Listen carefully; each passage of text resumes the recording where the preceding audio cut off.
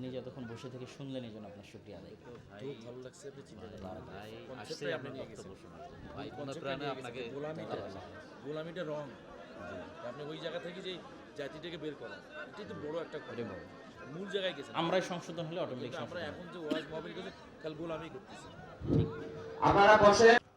আপনি যদি পারমাণবিক অস্ত্রেরও মালিক হয়ে যান, বিশ্বাস করেন আল্লাহর সাহায্য যদি না থাকে ইসলাম এবং মুসলমানদের বিজয় সম্ভব নয়। তাহলে ফার্স্ট শর্ত পূরণ করতে হবে কার সাহায্য? আল্লাহর সাহায্য। আল্লাহর সাহায্য দুনিয়াতে কিভাবে আসে? আল্লাহর সাহায্য পৃথিবীতে নেমে নিয়ে আসার টেকনোলজি কি, সিস্টেম কি, পদ্ধতি কি, কোন টেকনোলজি ইউজ করলে আসমানি সহযোগিতা পৃথিবীতে নামে? তার একটা টেকনোলজি হচ্ছে সৎ আমল। সৎ আমলের মধ্যে সবচেয়ে পাওয়ারফুল হচ্ছে সালাত। সালাতের মধ্যে সবচেয়ে পাওয়ারফুল হচ্ছে রাতের সালাত। বুঝেন? তাহলে আসমান থেকে সহযোগিতা দুনিয়াতে নেমে আসবে, তার সবচেয়ে পাওয়ারফুল ওয়ে হচ্ছে রাতের সালাত।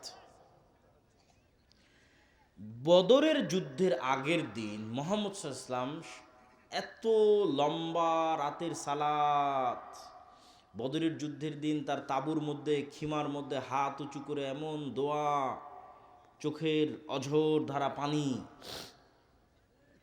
যে আবু বকর রাদিয়াল্লাহু তাআলা আনহু পর্যন্ত ক্লান্ত হয়ে গেছে যে আরে আপনি তো নবী, আপনার কাছে সবসময় জিবরাইল আসে, আল্লাহ তো আপনাকে বিজয় করবেই, এত লম্বা রাতের সালাতের কি দরকার? এত লম্বা দোয়ার কি দরকার?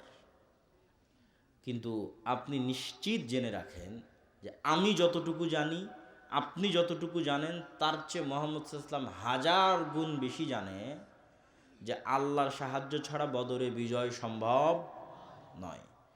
ঠিক আমার এবং আপনার চেয়ে মুহাম্মদ সাল্লাল্লাহু আলাইহি ওয়াসাল্লাম আরও লক্ষ কোটি গুণ বেশি জানে যে আল্লাহর সাহায্য পৃথিবীতে আনার রাস্তা হচ্ছে সালাত, সালাতের মধ্যে রাতের সালাত।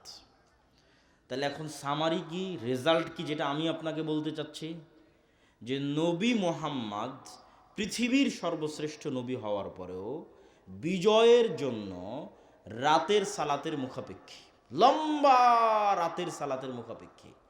আর আমি আপনি গুনাহগার হওয়ার পরও, নবী না হওয়ার পরও রাতের সালাত বহু দূরের কথা, 5 ওয়াক্ত সালাত আদায় না করেও শুধু ভোট দিয়ে নাকি ইসলাম বিজয় হয়ে যাবে। সম্ভব নয়। যতক্ষণ মানুষ সালাত আদায় না করেছে ততক্ষণ আল্লাহ বিজয় দিবে না। আর যতক্ষণ আপনার ইমান বিল গায়েবে ইয়াকিন তৈরি না হয়েছে,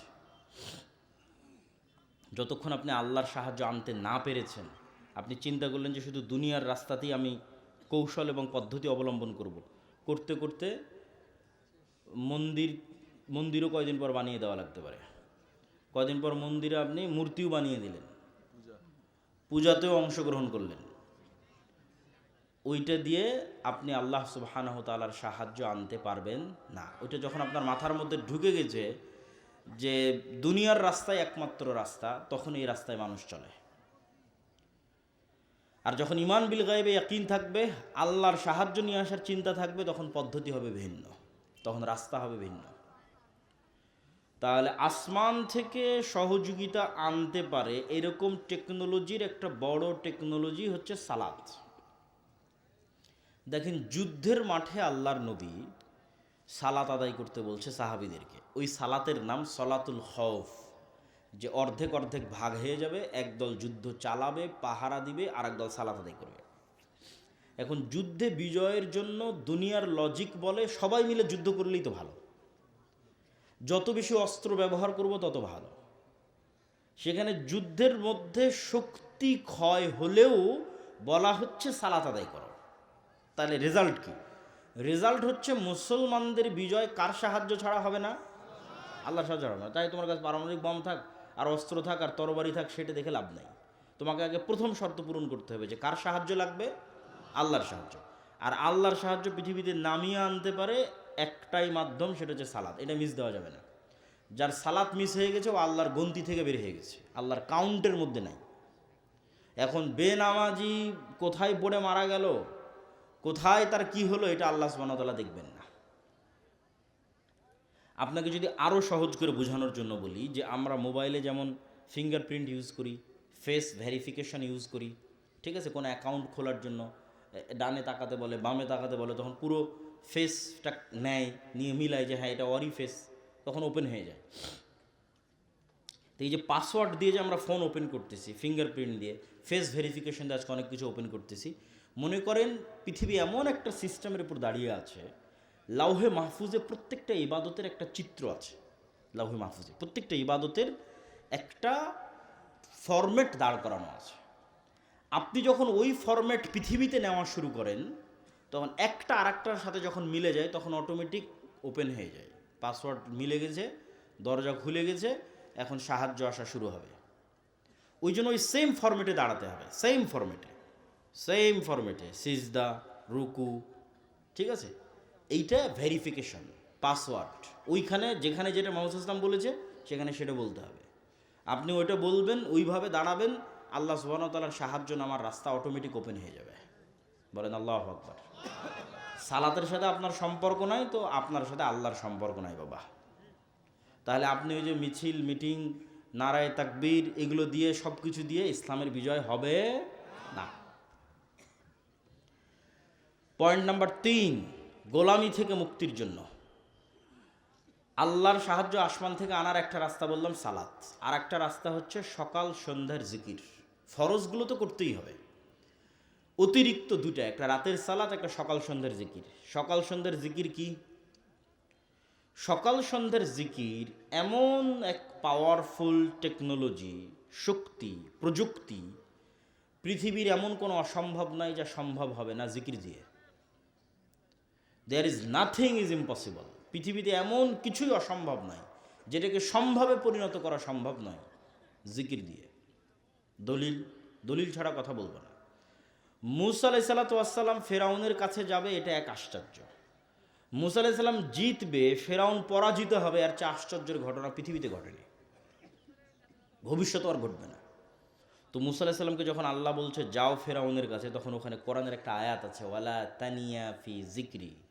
মুসা, ফেরাউনের কাছে যাচ্ছ ঠিক আছে, দায়িত্ব নিয়েছো ঠিক আছে, আমাকে জিকির স্মরণ করতে যদি ভুলে যাও তাহলে তোমাকে যে যে জিনিসগুলো দেওয়া আছে এগুলো কাজ করবে না। যে লাঠি ছাড়লে আর সাপ হলো না, লাঠি সমুদ্রে মারলা আর রাস্তা তৈরি হলো না, মানে আর ফাংশন করতেছে না। তো চার্জ তো ঠিক রাখা লাগবে, চার্জ ঠিক না রাখলে ওপেন হবে কেমনে, ফাংশন করবে কেমনে? ওইটা ঠিক রাখার জন্য তোমাকে সব সময় আল্লাহর জিকিরে ব্যস্ত থাকবে। বলা তানিয়া ফি জিকিরি, আমাকে ভোলা যাবে না, আমার জিকির করতে হবে। আমার জিকির যদি করো সব ওকে। কত বড় বাদশা ফেরাউন সেটা দেখার দায়িত্ব আল্লাহর, ওটা তোমার না। তখন বিশাল সমুদ্রের মধ্যে রাস্তা তৈরি হয়ে যাবে। জাকারিয়া আলাইহিস সালাতু ওয়াস সালাম মারিয়ামকে দেখে আল্লাহর কাছে দোয়া করতেছে, হুনালিকা দাআ জাকারিয়া রব্বাহ, যে আল্লাহ এই মারিয়াম এত ভালো মেয়ে, আমার যদি এরকম একটা ছেলে থাকতো, যেমন এখন অনেক মানুষ মনে করতেছে যে উসমান হাদি যেরকম সাহসী, এরকম যদি আমাদের একটা সন্তান হতো।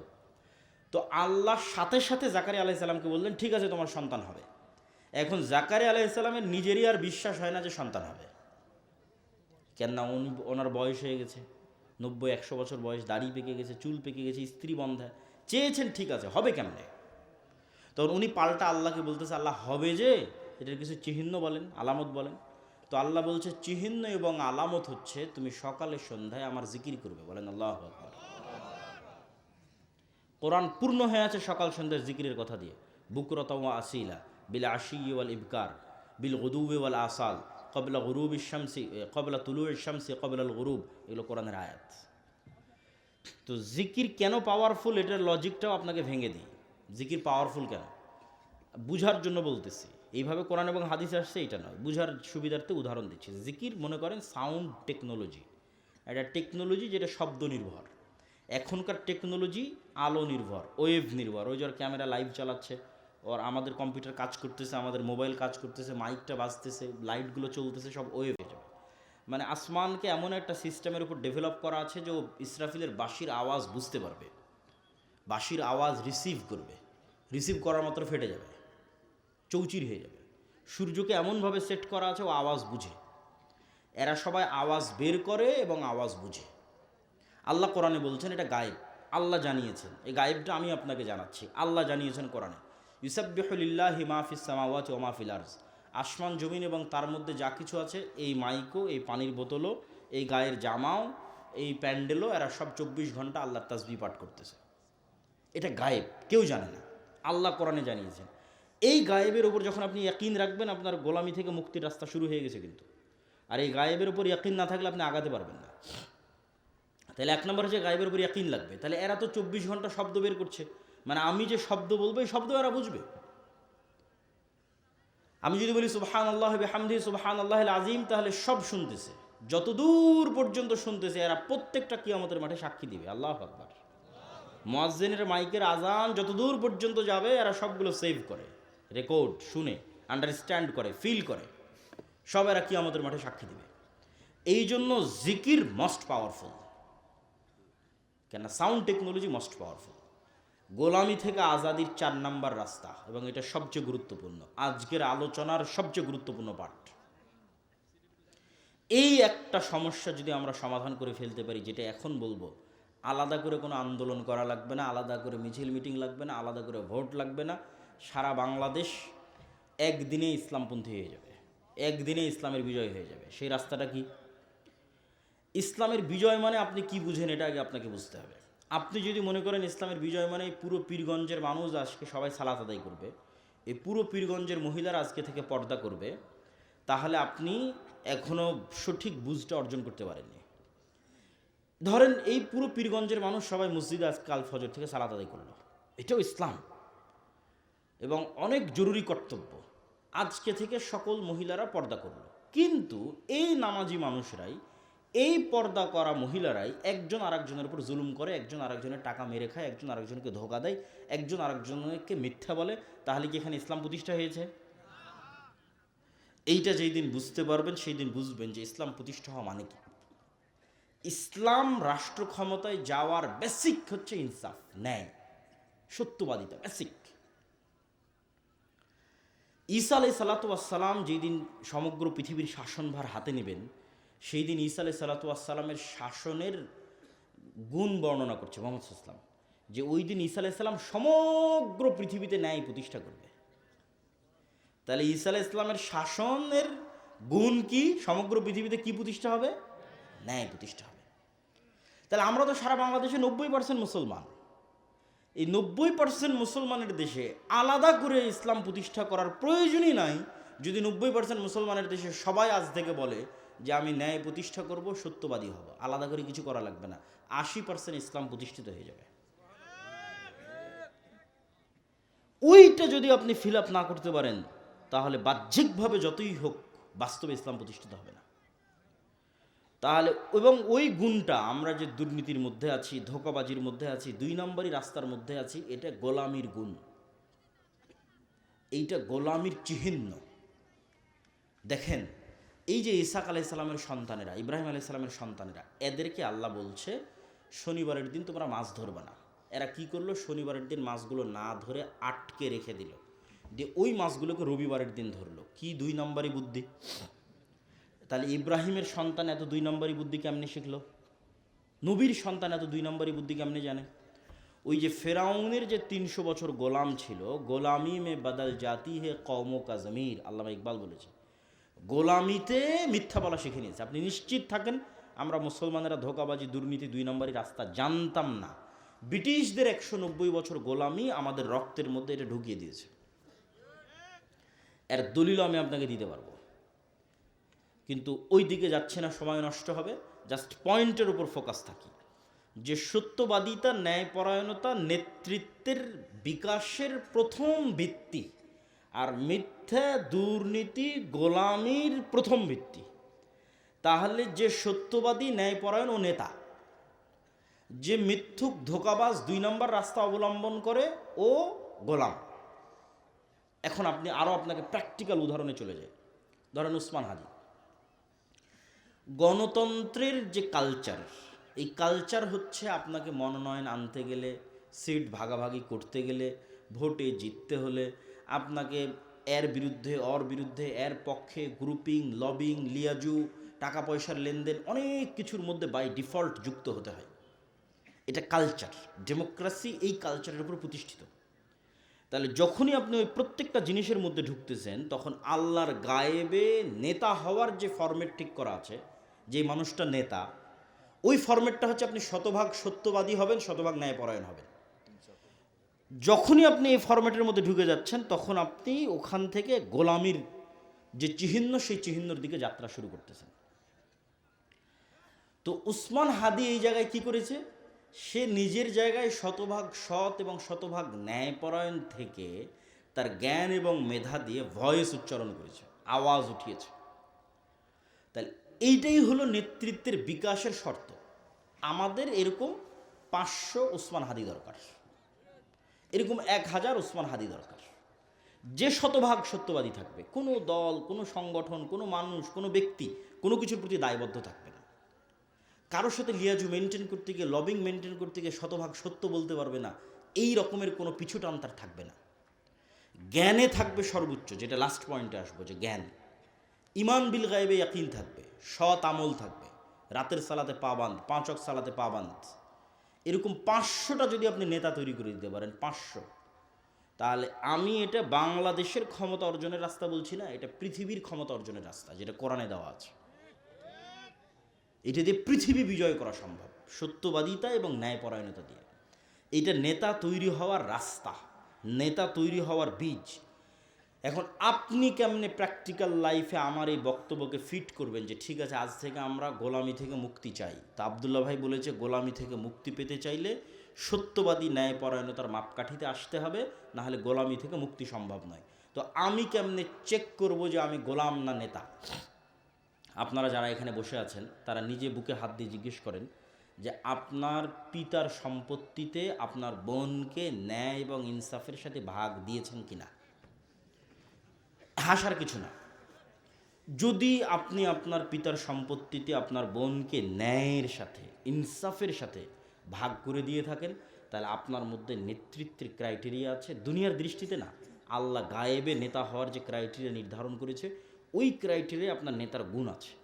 আর যদি আপনি ন্যায় এবং ইনসাফের সাথে বন্টন করে না থাকেন, ভালো জমিটা আপনি নিয়েছেন, নদীর ডোবা জমিটা আপনি দিয়েছেন, যেটাতে বেশিবার ফসল হয় সেটা আপনি নিয়েছেন, কম ফসল বোনকে দিয়েছেন, দেরিতে দিয়েছেন, গড়িমসি করেছেন, অথবা এখনও দেননি, নিশ্চিত থাকেন আপনিও যদি কোনো মতে এমপি মন্ত্রী হতে পারেন, গত 16 বছর তারা যা দুর্নীতি করেছে আপনি তার চেয়ে বেশি দুর্নীতি করবেন। তাহলে এই সিস্টেমে, ধরেন গণতান্ত্রিক সিস্টেমে 300 এমপি আমি নির্বাচিত করে দিলাম।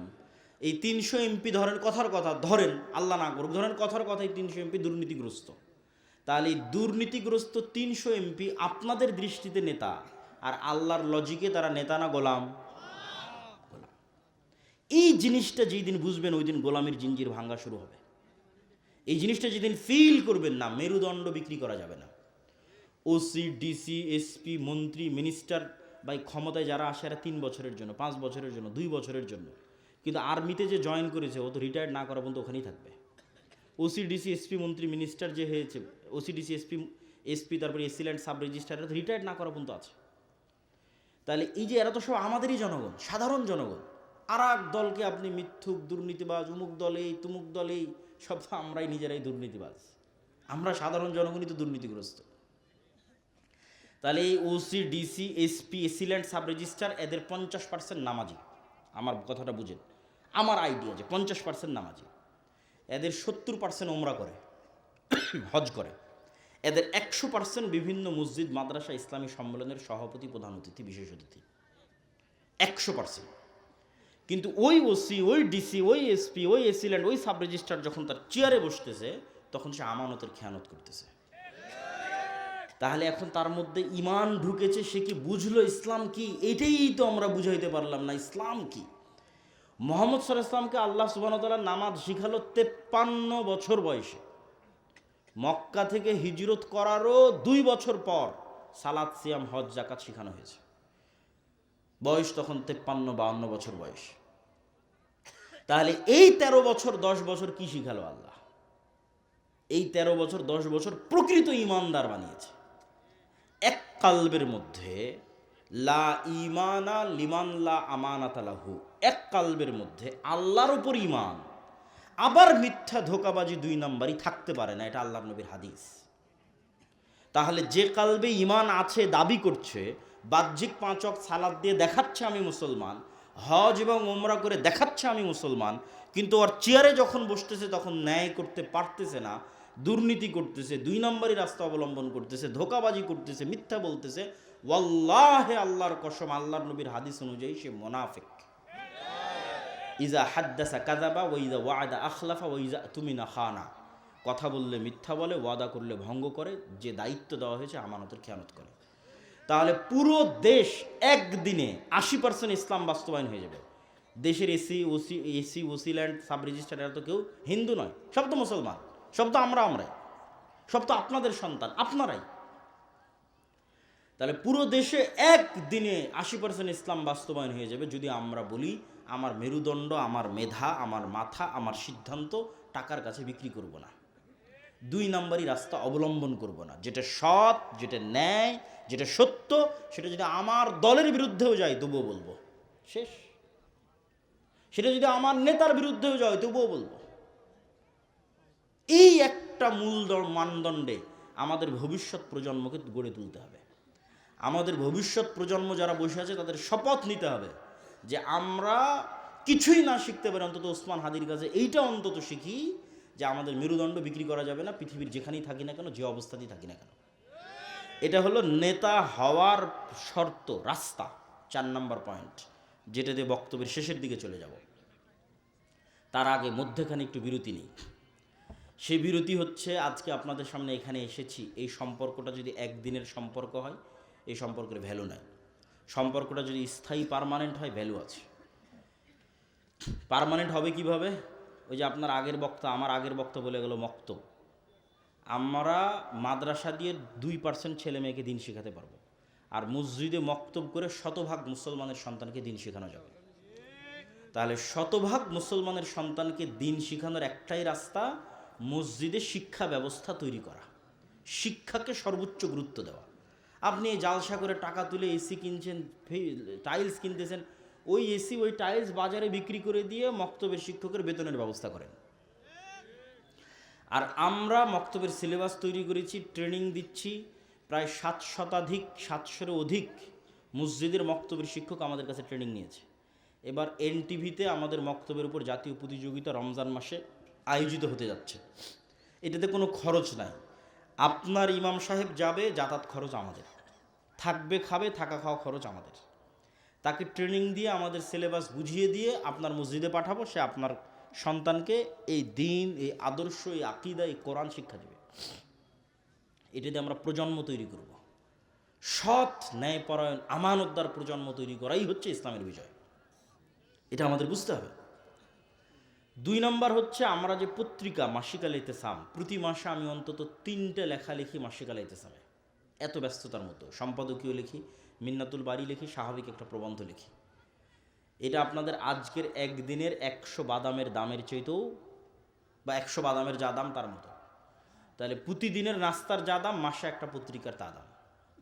3 নম্বর, আমরা যে বইগুলো লিখি, যেমন আজকে আপনার এখানে যা আলোচনা করছি, ঈমান বিল গায়েবের উপর আমার বিস্তর আলোচনা আছে, ফেরেশতার উপর, ফেরেশতার অস্তিত্বের উপর, শয়তানের অস্তিত্বের উপর, ফেরেশতা এবং শয়তান কিভাবে কাজ করে তার উপর, রূহ এবং নাফস কিভাবে কাজ করে তার উপর, এগুলো সব গায়েবের আলোচনা।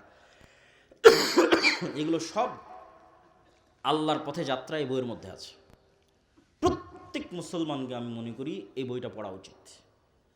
প্রত্যেক মসজিদে, প্রত্যেক স্কুল, কলেজ, ইউনিভার্সিটিতে পাঠ চক্র হওয়া উচিত এই বইটার উপর। অন্তত সপ্তাহে একদিন, অন্তত 2 পৃষ্ঠা, অন্তত সপ্তাহে একদিন, অন্তত 2 পৃষ্ঠা। বইয়ের নাম হচ্ছে আল্লাহর পথে যাত্রা।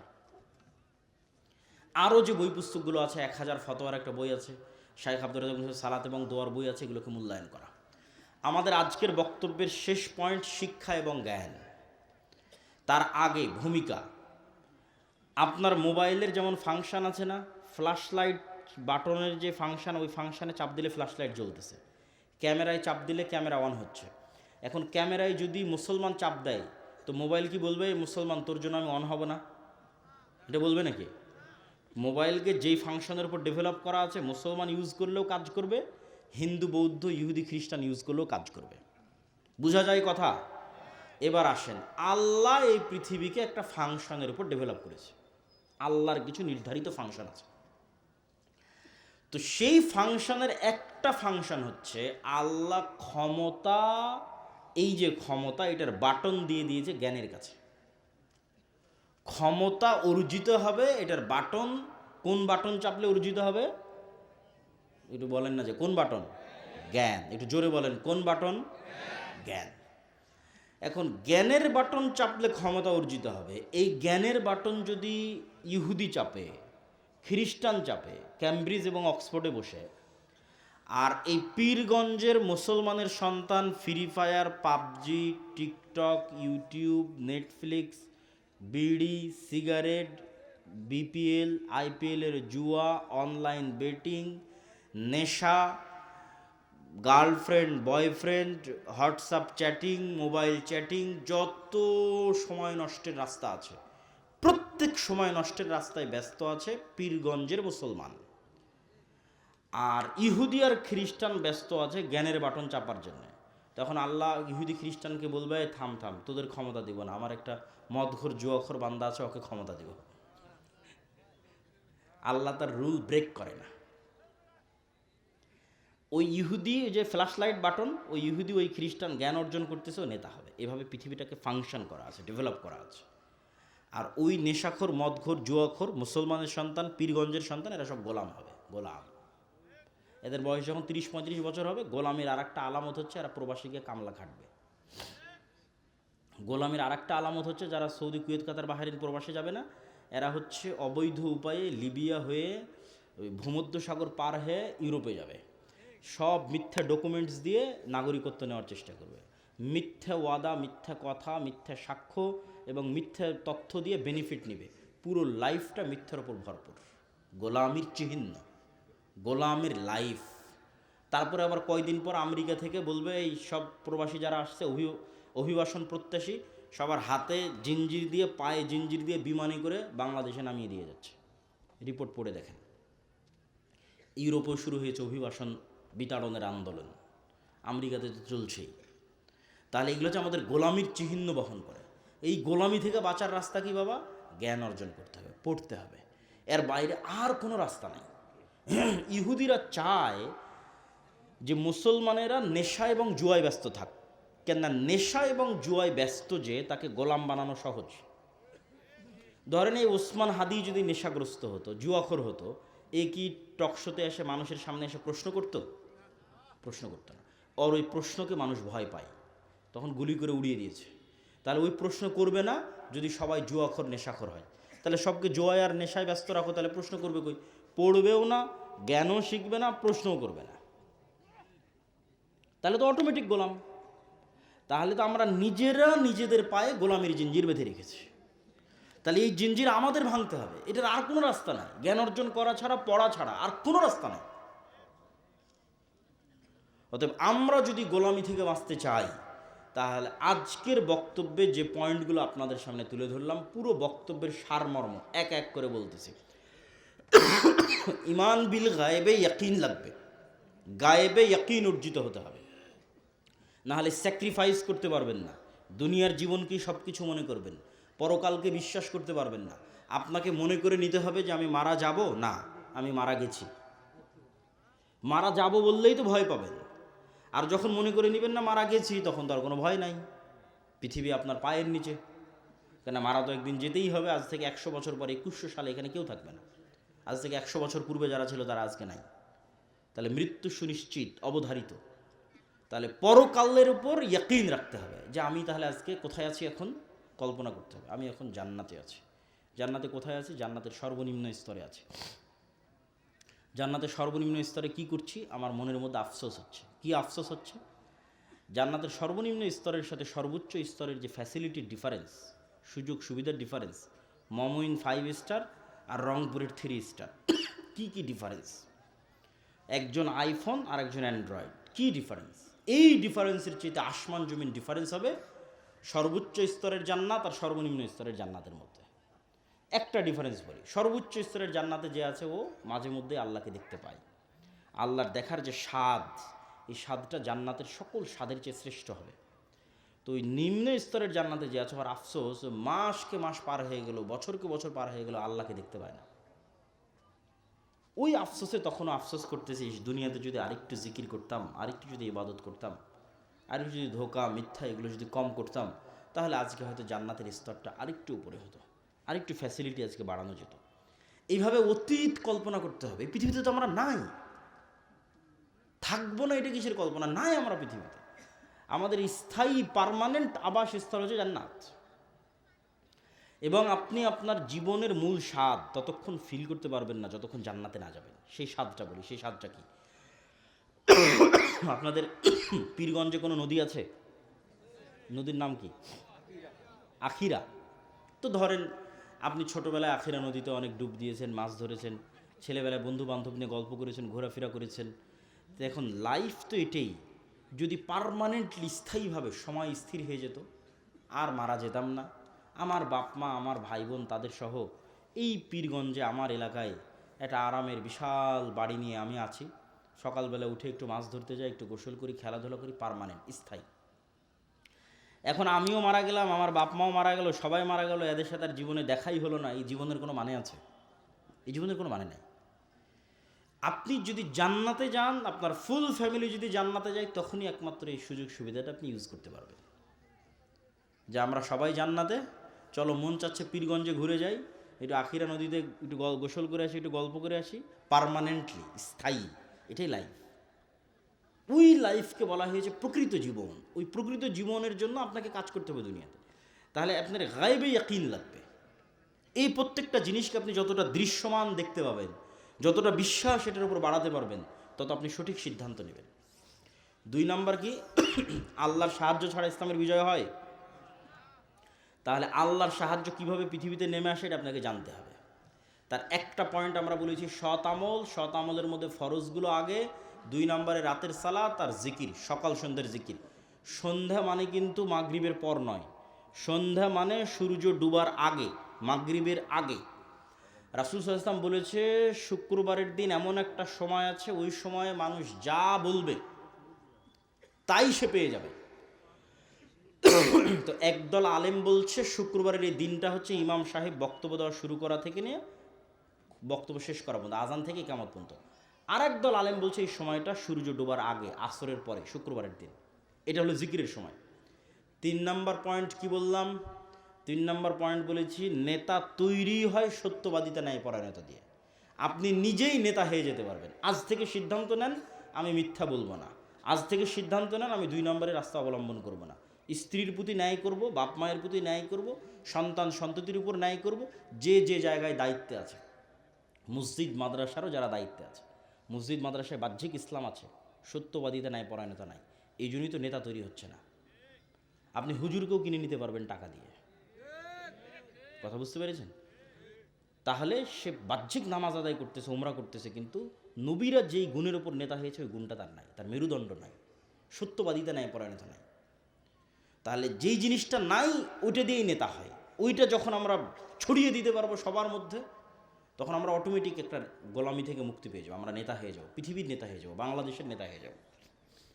তারপরে কি বলেছি? জ্ঞান এবং শিক্ষা। পৃথিবী ফাংশন করে, নেতৃত্ব যায় যে জ্ঞান অর্জন করে, শিক্ষা অর্জন করে। এখন ঢাকা বিশ্ববিদ্যালয়ের ছাত্ররা বিশাল বড় স্ক্রিন লাগিয়ে বিশ্বকাপ ফুটবল দেখবে, আর অক্সফোর্ড ক্যামব্রিজের ছাত্ররা জ্ঞান অর্জন করবে, তো আল্লাহ কাকে নেতা বানাবে? অক্সফোর্ড ক্যামব্রিজের ইহুদি হলো খ্রিস্টান হলো নেতা বানাবে, আর একে গোলাম বানাবে। এখন সিদ্ধান্ত আপনার হাতে। আল্লাহ সুবহানাহু ওয়া তাআলা আমাদের গোলামি থেকে মুক্ত হওয়ার তৌফিক দান করুক, আল্লাহুম্মা আমিন। এই বলে আমার সংক্ষিপ্ত বক্তব্য আজকে এখানেই শেষ করলাম। আমাদের বই পুস্তক, মাসিক আল ইতিসাম, এগুলো সব মনে হয় স্টেজে আছে, স্টেজের বামে। গরম কিছু খান, আমরা কাজ দিয়ে কষ্ট লাগতেছে না, কোনো সমস্যা নেই। গুরুত্বপূর্ণ কথা বলতে